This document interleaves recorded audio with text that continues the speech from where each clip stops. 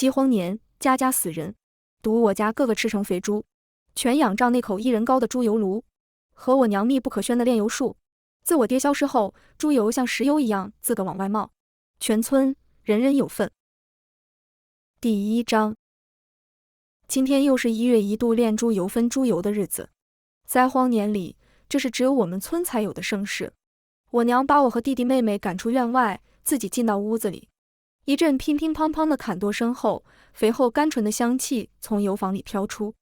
她守着1人高的铁皮猪油炉，独自操作，不准任何人围观，因为这是她独一无二的炼油技法。我走到院墙下，看到横七竖八躺了一堆村民，全都面黄肌瘦，全身浮肿。天不亮，他们就抱着盆子缸子来排队换猪油了。里面装的东西五花八门，有树皮，有柳叶，有马齿苋蒲公英荠荠菜，有皮带玉米面观音土。我娘立下的规矩是以物换物，1斤食物换1斤猪油，不论食物是什么，只要能吃就给换。这可是猪油啊，白花花油汪汪香喷喷的猪油，不要说在灾年，哪怕在平常年代，能舔上一口也是要香死人的存在。因此每月初1，我家门口总是人头攒动。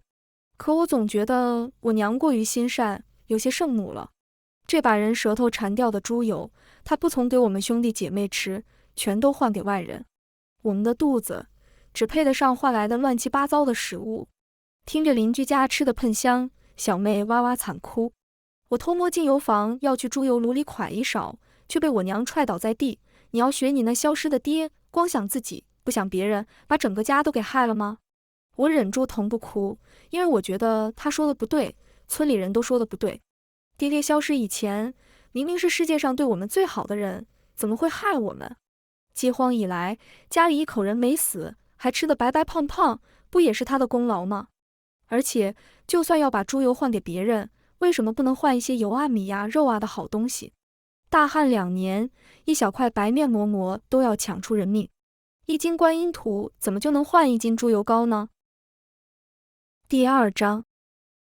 娘炼油的当间，我带着二弟拿着杆秤，挨个给村民的物品称重。我记重量，二弟记在纸上。待油炼好凝固后，交给娘按顺序分油。即便换油的要求极低，也没有几户人能凑到1斤的食物。干旱2年，家家无粮。周边山上、田里的草根树皮早被搜刮了几遍，唯独排在最前面的村长手里的瓦罐装了大半罐小米。满妮儿，今天要几点才能开始分油呢？能不能进去催催你娘？家里头你3柱弟弟快不行了，缺油心救命，我就剩下这一个儿子了，可不能让我绝了后啊！我皱皱眉头，炼油的时候是绝对不能进去打扰的。再说了，这年头绝户的家庭比比皆是，更何况绝后。我数了一下，不算我们家，整个村子已经不剩几个孩子了。怎么偏偏你村长家不能绝后？哎，我说村长，你家怎么到这时候还有粗粮呢？合着当年你逼我们把粮食都上缴，自己私藏了不少。邻居家的李叔指责起他来，谁藏了谁藏了，你个孬孙瞎胡说嘞！李叔本想起身再吵2句，又一屁股倒了下去。因饥饿浑身水肿的他，应该是发现说话其实也是在浪费所剩不多的力气。我心里暗笑，几年前还同一战线的2人，如今因为口吃的轻易反目成仇。村长也不言语了，抱紧自己的罐子。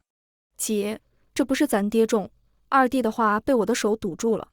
我当然也看到了，罐子里装的正是我爹之前种出的小米。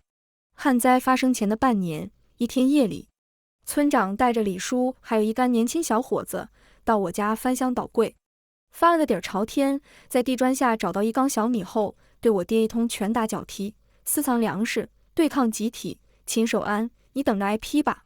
爹跳着脚怒骂，你们这群没良心的，你们会遭天谴遭报应的。我娘给了他1巴掌，陪着笑脸，村长，你们拿去集体食堂给大家伙吃。守安不懂事，但我是有觉悟的。小米当即被强行征收充公了，只是没想到充的却是村长家的米缸。小米1斤4两6钱，我故意把秤上的数字少念了2两。村长听到哀求，满妮儿，少了吧，给大爷再称一遍。我没理会，走向了下一个人。二弟把他的经术重重地写在了最后一位。如果他不想最后一个儿子死掉，恐怕只能祈祷我娘早一点把猪油炼出来了。我问过他，能不能不给村长加猪油？我爹消失就是他带头逼的，必须给，还得多给。遭灾谁都不容易，他家小孩就只剩一个了，多可怜。娘的回答让我费解，到底为了什么？他总是先考虑别人家，后考虑甚至不考虑自己家。第3章，村长家原本有5个孩子，2个女儿，旱灾发生1年不到就相继消失了。二女儿秀珠和我交好，前一晚她来我家，我看到她前胸贴着后背，乳房贴着肋骨，她无力地晃着我送她的金属镯子，说自己饿得越是4个月都没来了。镯子从以前的拿不下来变成现在的戴不上去，离她纤细露着青黑血管的手臂足足还有1指空间。我娘听见了，就拉她去隔壁房间，说给做点吃的填填肚子。没想到第2天她就不见了。有村民议论是他爹把她卖给别人换嬷嬷了。我娘说，也可能村长重儿轻女不给吃的，她出去逃难了。但反正是一下子就没了人影。村长的大儿子则是饿死的，在村子里第一批死的人中间。每个村子最先饿死的都是当打之年的年轻人，活动量大，胃口大，很快遭不住。老二跟我同龄，3个月前活活笑死。他发了疯，刚开始烦躁不安，控制不住的大笑，紧接着站不稳，疯狂抓挠自己，好像身体里钻了无数只蚂蚁，最后瘫倒在地，大小便失禁，喘不过气来，不停的哈哈哈哈，窒息死掉。不知道为什么，这半年来发疯的人越来越多。村长说他们是饿疯了，可是自从娘开始炼猪油，或多或少，村里人人都能分到，已经没有那么饿了。还会疯吗？那些发疯的人一直笑，摇晃着脑袋，仿佛里面进了什么东西，直到死的时候，脸上也挂着诡异的笑容。第4章，这样诡异的笑，我在娘脸上也见到过。那时候，村子刚刚开始饿死人，孩子们变得瘦骨嶙峋，肚子因营养不良高高隆起，一个接一个死掉。只有我和4个弟弟妹妹，光彩依旧，和之前差别不大。有私藏粮食的前科，村长又带着一群人跑来我家。孙清河偷藏的粮食，自觉地交出来，等我们找到你就麻烦了。可这次虚弱饥饿的他们翻来翻去，什么也没翻到。村长用水肿的手捏了捏二弟红润的脸蛋，骂道：“你男人都不在那么久了，就凭你一个女人，能把这几个孩子养得这么好？”娘眼中寒气逼人，嘴角却往上提，鬼笑着领一群男人去了油房。油房的一侧放着刚洗刷过的案板，上面一宽一细，一长一短2把尖刀。正中央立着比1人高的猪油炉，炉子由一圈红砖搭成，外面包着钢板。下面灶堂里的草木灰堆积着没清理。这不是咱们村里之前冶金的土高炉吗？怎么在你家典型的公器私用？还说自己没藏吃的，这不是吗？李叔大喜，要去刮走灰烬。我娘让他踩着旁边的梯子上去看。他掀开炉盖，凹陷的双眼立刻有了光。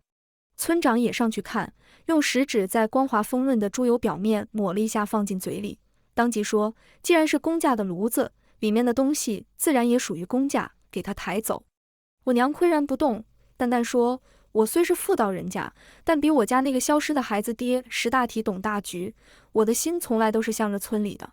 这炉子你们尽管抬走，但是……”男人们停下了手。但是你们抬走了，猪油只能吃1次，留下来猪油月月都有，我炼出来了，全部分给乡亲们。你们也都清楚我的手艺吧？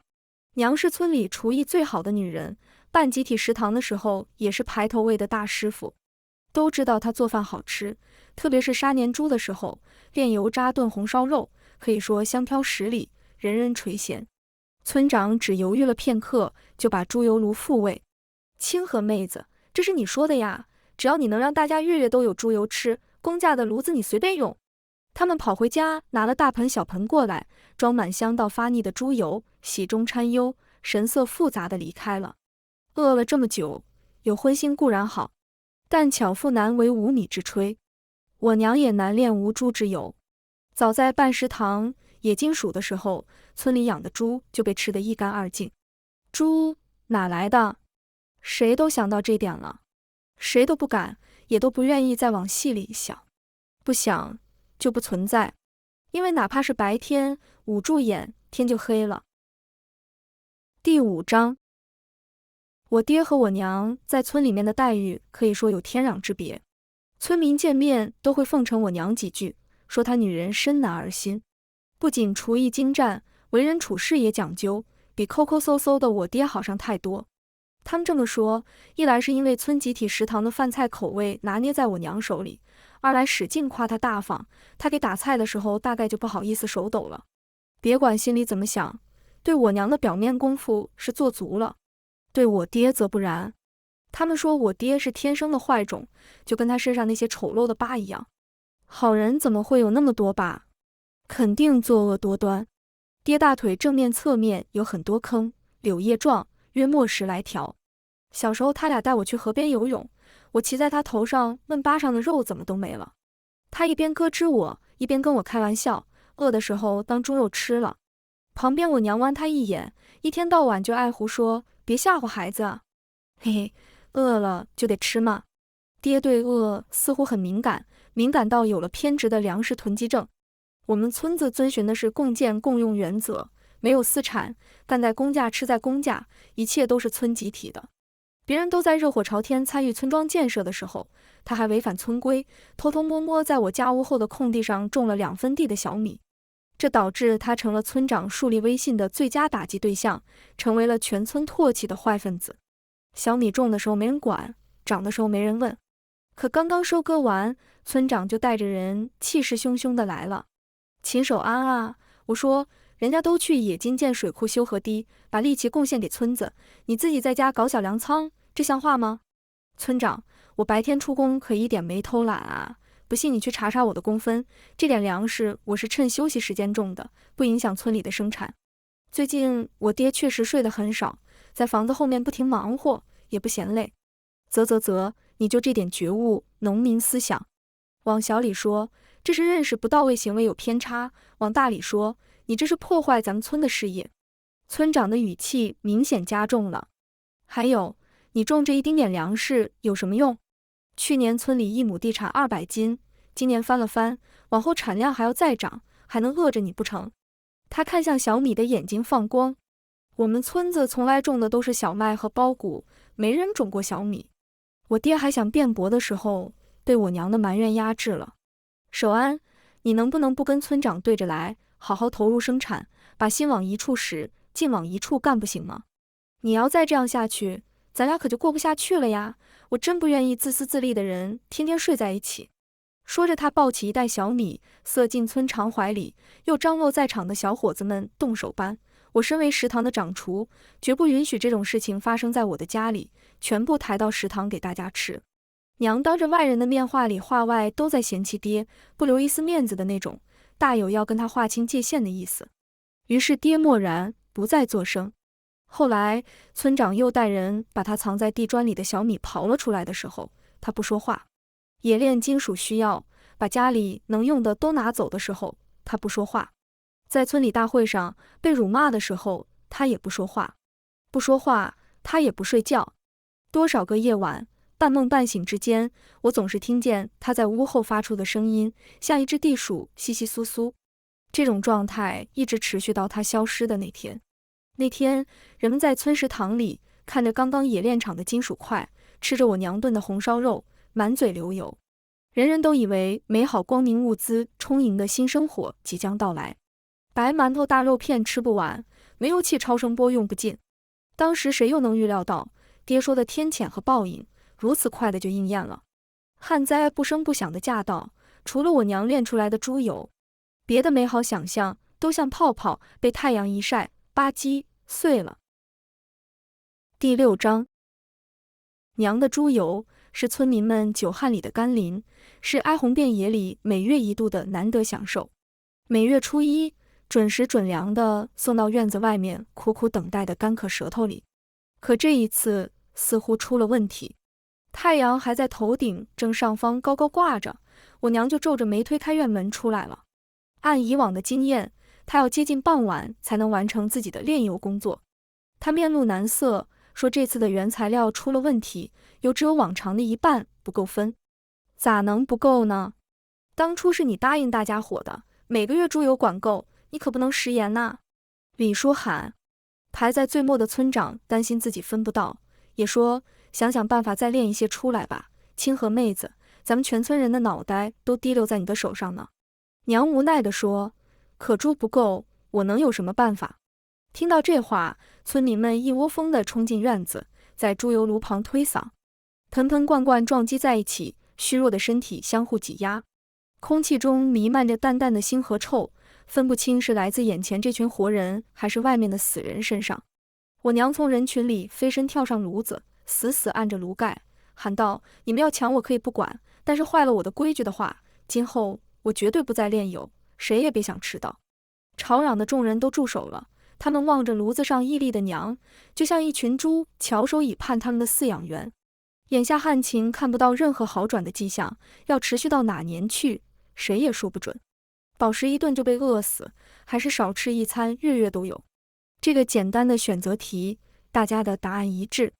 为了让大家都能分到，今天我们的规矩临时改为1斤吃的换半斤油。有人有意见吗？没人作声，因为都知道提出意见得到的反馈只会是可以不换走人。拿着二弟递给他的纸，娘开始叫人：周婶，2两棒子芯换1两油；王奶奶，3两6钱麦麸换1两8钱油。看看娘探进炉子挖油的身子越来越长，猪油要见底，村长按捺不住了。他哭丧着脸说：“先给我换吧，我最后一个孩子也快死掉了，等着救命呢。”娘晃了晃手中的纸，乡亲们都看着，得按照顺序来，你排最后一个。过去我带你不薄啊清河，我安排你管村里的食堂，你偷摸干的那些事，我都装没看见。非要我给你都搂出来吗？这些穷酸鬼，饿死又有什么关系？活着也给不了你一点好处，不像我。先给我换吧。软硬话说遍，见娘仍然没有动作，村长恼羞成怒：你不给我猪油，我现在就去报公安来抓你。我家秀珠来了，你家之后人就不见了。他是怎么消失的？你很清楚吧？娘慌了一下，眼睛看着屋后的方向，思索半天，还是挖了一瓢猪油，倒进村长的罐子里。他当即用手挖了一大勺，囫囵塞进嘴里，把嘴里一直念叨的小儿子给抛到脑后了。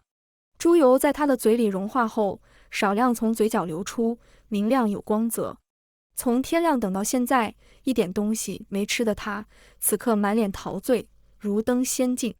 娘的眼里又闪动着寒光：村长，我家孩子爹怎么消失的？你也很清楚吧？村长像被冷水浇了，瞬间掉回人间。他把装着猪油的罐子紧紧裹在怀中，灰溜溜跑开了。第7章，猪油分得一干二净。晚上娘给我们做的是小米粥，用从村长那里换来的小米，金黄的色泽，粗糙的口感，粘稠的状态，还有小米特有的那股清香的味道，让我没有一丝胃口。不是不饿，不是不好吃，而是这些让我反复想起我爹。爹说他家乡的小米非常美味，可惜我们当地不种。他和娘都是从很远的地方迁过来的。我说爹爹，有机会我真想尝尝。他就跑了500里地，搞回来一包种子，种在了我家后面。他在田里忙碌的身影，看到小米抽穗，欢快地抱着我在半空转圈的场景，还有无数个共同生活的点点滴滴，在这个夜晚侵袭着我的脑袋。爹爹啊，你到底去了哪里？为何要抛下我们不管？屋子后面又传出来叮叮当当的响声，跟之前爹还在的时候一样。我感觉到他仿佛还在我身边，特别是当我贴住床的时候，响动更加清晰。咕咕咕咕，没有喝粥的肚子不争气地叫了起来。饥饿难耐，我忽地想起来村长今天贪婪满足的吃相。娘炼出来的猪油得有多好吃？我悄悄溜出房门，看到娘不在床上，决心去油坊搞上一点尝尝。我提着煤油灯悄摸摸进去，没有人。黑洞洞的房间里散发着一股奇异的味道，香为主，但腥、臭、酸都有点。案板上挂着的2把尖刀轻轻摇晃着。身高不够，我在灶堂上又叠了个板凳，站上去，把身子弯进猪油炉里看。炉壁上还残余一些油脂，香气浓烈，我口水直流。正要用手去刮来吃的时候，借着接着昏黄的灯光，我注意到炉底有个亮晶晶的东西，样式有些眼熟。我踮起脚，把煤油灯放低，努力把身子往里面够，想离得近一点。似乎是个圆形的东西，金属的。近一点，再近一点，再近一点。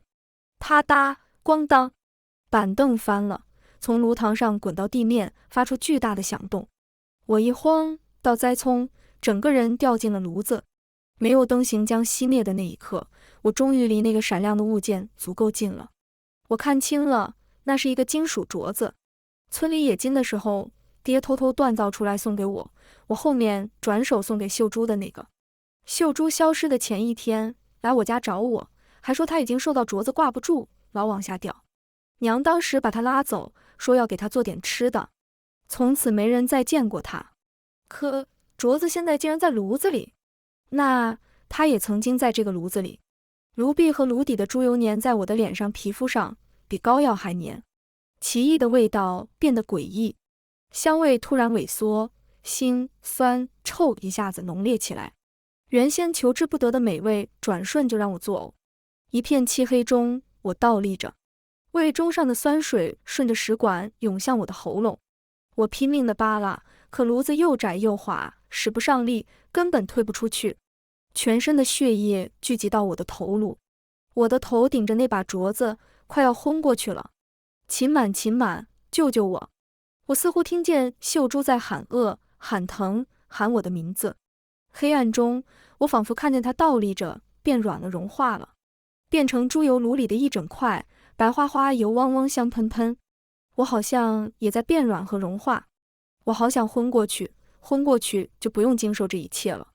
门被打开了，弟弟妹妹们在啼哭，二弟高声呼喊我娘来救人。娘和二弟一起拽着脚把我从猪油炉里拔出来，不由分说地，他给了我一通拳打脚踢。边打他边劈头盖脸地骂：让你不听话，让你不听话！为什么不听话？听话能死吗？一而再再而三地来偷吃这脏东西，你就非要把全家都给害死吗？那么想吃是吗？来来来，给你吃，吃个够！打完娘还不解气，用指甲把我脸上身上沾的猪油刮到一起，捅进我的嘴里。猪油在我舌根处快速融化了，黏腻的油脂把我的喉咙粘在了一起。我嗷呜吐了出来。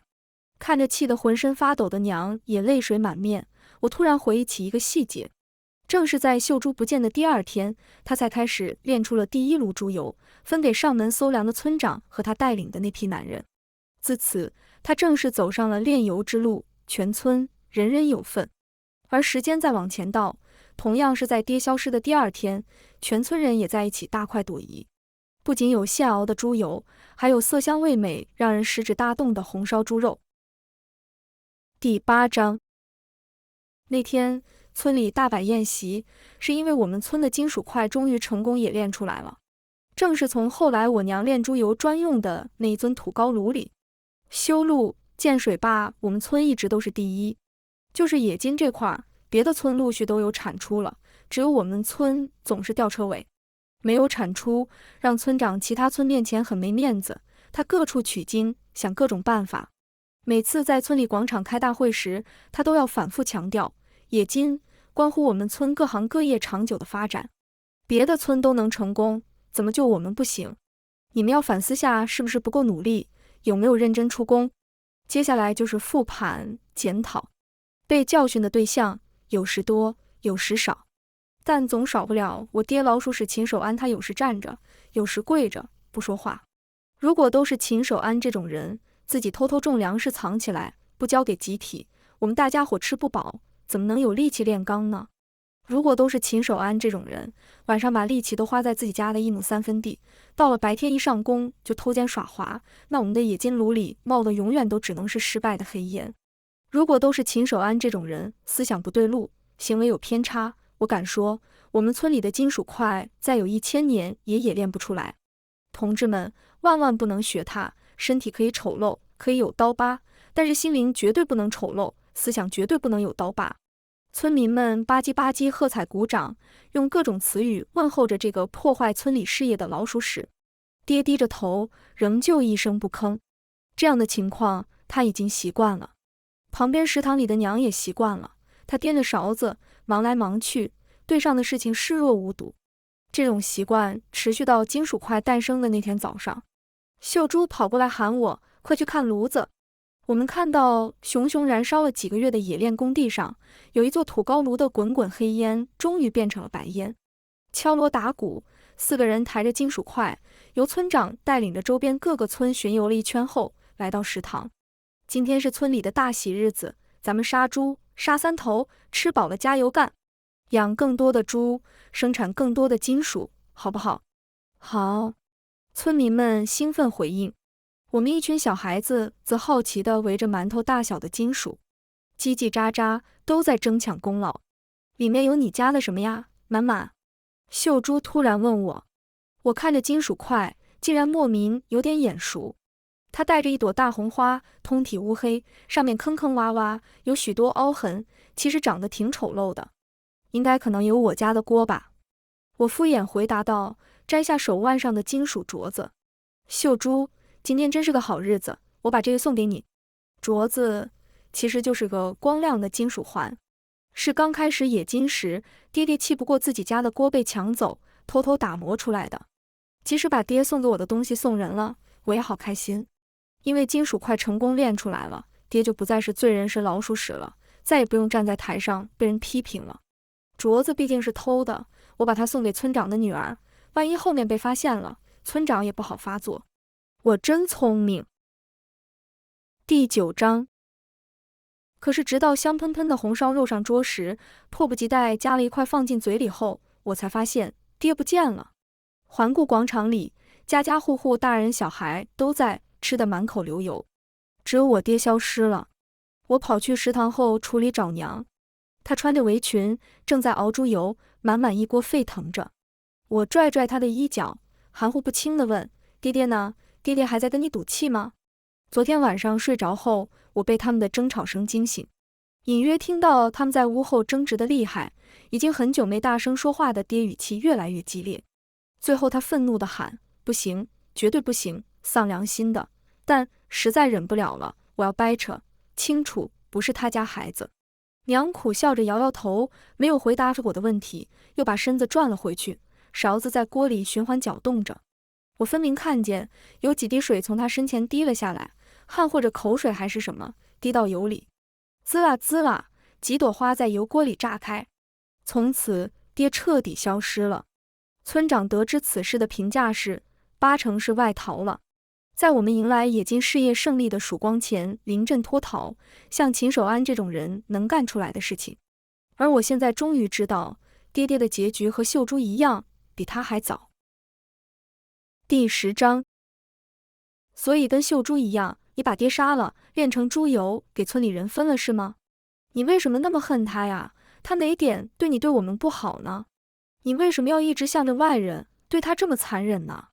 一连串的质问让娘沉默了，娘的眼泪连成线往下滴，不置可否，只是把我和弟弟妹妹搂住，6个人哭成一团。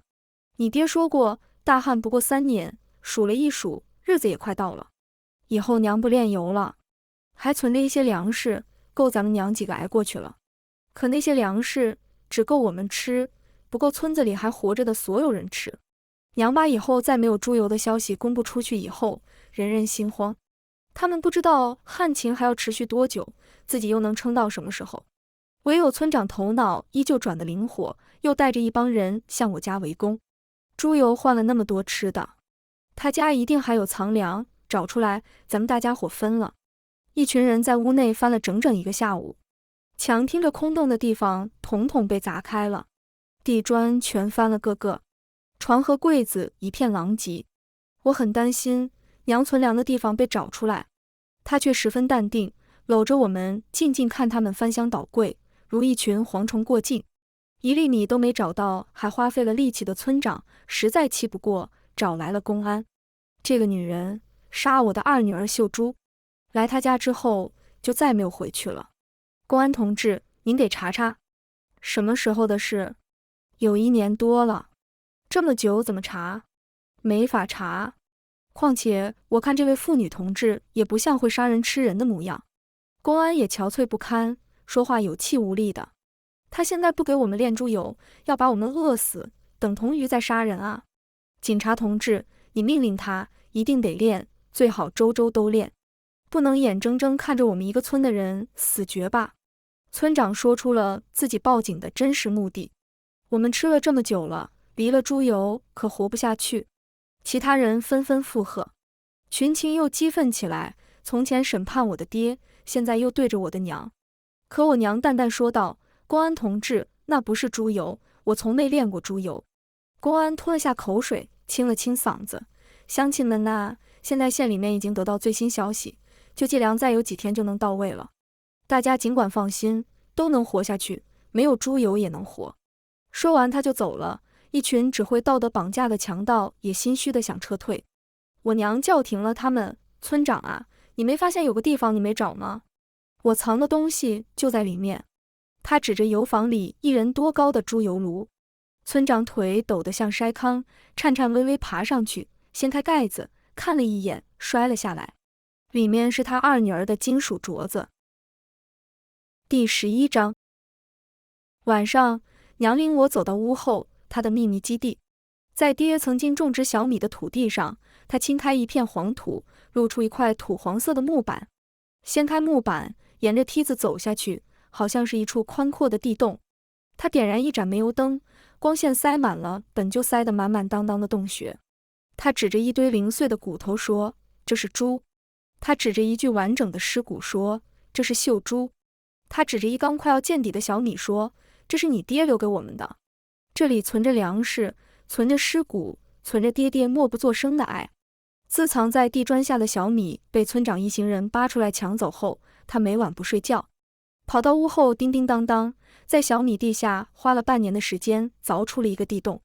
他把自己种的、娘从集体食堂里偷偷带出来的食物都转移进来，防备着可能发生的意外。饥荒真的来了后，娘亲眼看到食物都被哥哥弟弟抢走的秀珠饿死在他的面前，娘把秀珠尸体也转移进地洞安放。